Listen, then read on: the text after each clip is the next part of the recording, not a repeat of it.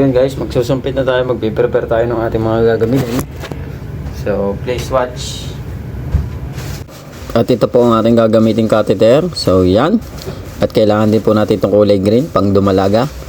At ito naman pong kulay dilaw ay pang dalawang parity or dalawang anakan. At ito naman po yung mga third parity na or marami ng umanak or marami ng anakan. So kailangan din natin ng bulak mga lodi.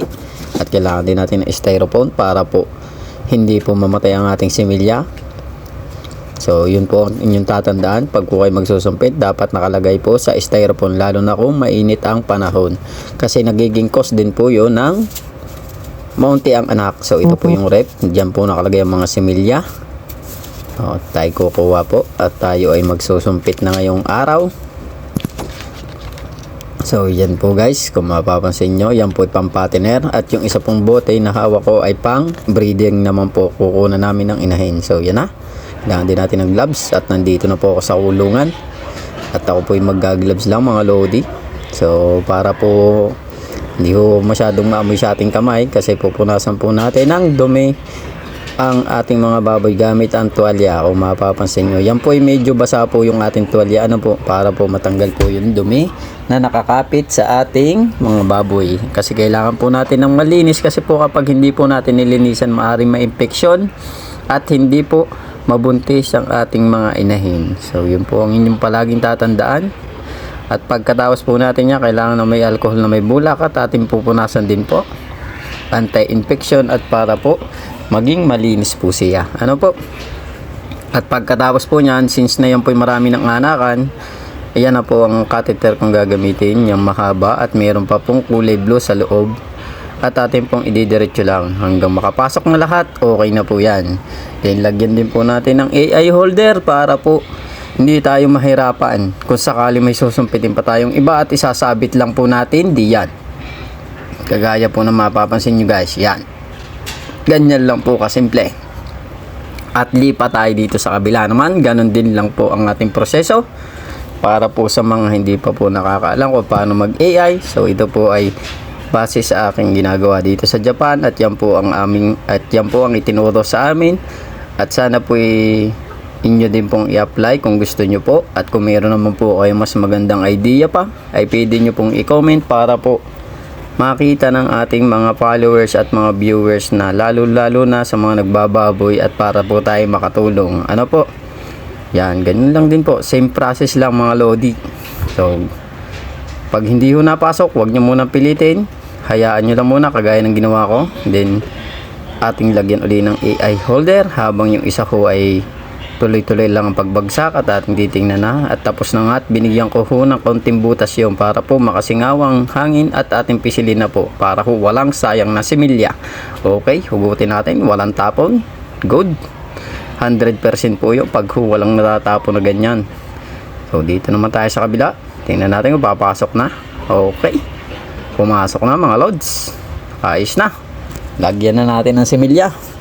So yan po ay pang-patiner pa rin po, kasi magkaiba po ang aming similyang ginagamit sa patiner at sa mga kukunan ng inahin, ano po. So once again, pag po sa patiner sa amin, tinatawag po namin LWD. Ano ba yung LWD namin? Crossbreeding po ng F1 tsaka po yung Durok. So kaya ho LWD kasi po yung una po nilang binirid is yung Landrace at tsaka po large white. Nung may lumabas po doon F1, yung F1 naman po ang ginagamit namin sa breeding ng fattener, ano po. So yun lamang po, at sana ay may nakukuha po kayong idea. At maraming salamat sa mga nagpa-follow ng aking page at nag-share at nag-subscribe na rin sa aking YouTube channel. Para po sa mga hindi pa po, ano pa po ang inaantay nyo, mag-follow na po kayo.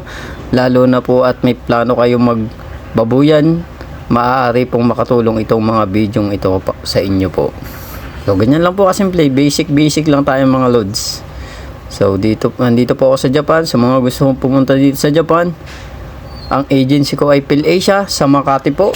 Nandun lang po sila, yan. Tapos na tayo mga lods. At tayo ay dito naman sa kabilang building. So ganun lang din ho. Ating uulit-ulitin para inyo pong makita kung paano ba kami magsumpit dito. Yan, ganyan lang mga loads. Simple-simple lang. At saka hindi na naman po gagalaw yung mga inahin natin kasi yan po yung mga standing heat ika nga. So, same process lang din po mga loads. At sana po natututunan nyo po ang ating ginagawa ngayong araw. Ito po ang ating part 3 ng ating video. At sa mga nais pong makasubaybay ng aking mga videos po, pwede nyo pong i-visit ang aking page at YouTube channel para po tingnan nyo po yung mga iba pa pong video na nandun. Kung maaari kayo may katanungan kayo at baka po nagawan ko na ng video, ano po mga lods. So ganun lang din po, same process. Then lagyan na natin ang similya. Yan mga lodi, pisilin po natin ng kaunti para po bumaba ang similya. Yan, ganyan lang po kasimple.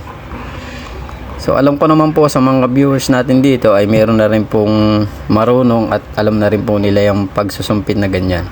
So yung akin po, para po sa mga hindi lang po marunong at hindi pa po nakakakita, kaya ko po ginagawa din itong video ito. Dahil gusto ko pong i-share sa aking mga kababayan ano bang meron dito sa Japan at ano ba ang ginagawa.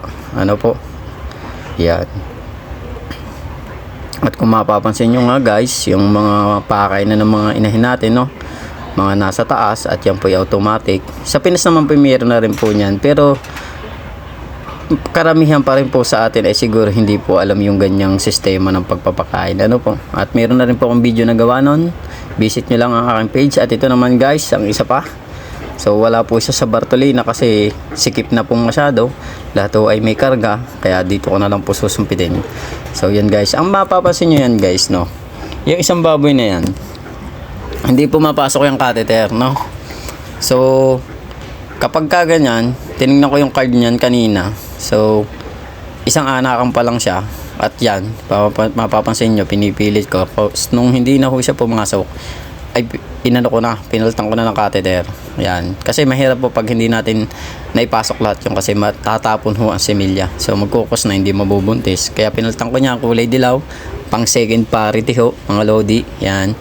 Mapapansin nyo. And lagyan na natin ang semilya uli yan. Ganun lang ho, kasimple. Kaya ho, pag ho kayo may baboyan, bumili na lang ho kayo na semilya at kayo na ho magsumpit. Yan. At kayang-kaya nyo na po yan. Yan mga lodi, no, pisilin lang natin. So pagka ganyan naman at wala sa Bartolina, pwede rin ho nating sakyan para ho mas ano siya, kumbaga feel na feel, feel good. Yun, ganun lang ho. Yun, ayan na ho. Dating upuan din, nakakangalay maigi rin nung nakasaklang at nang hindi ho ako mangalay. So yun, once again, please subscribe my YouTube channel and follow my page. So salamat mga lodi sa inyo kasi 32k follower na tayo. At sa YouTube channel natin ay meron na po tayong 902 subscriber. Malapit na po tayo maka 1k sa tulong ninyo. So yun po mga lods. At kung mapapansin nyo guys, lagi ding nasa harapan yung bulugan, no? Kasi malaking factor din yan pag nakakaamoy sila ng bulugan sa harapan nila. Hindi ho talaga sila naggalaw. Kita nyo naman kung mapapansin nyo, ano? Wala, kahit hindi natin tuunan, talagang standing hit po yan. Yan mga lodi. At natapos na at ating tatanggalin na. So yun guys, tapos na tayo. Nalinis ko na dahil magbe-break time na. Break time na muna tayo, 10:30. So yun lamang ang ating part 2 ng ating video.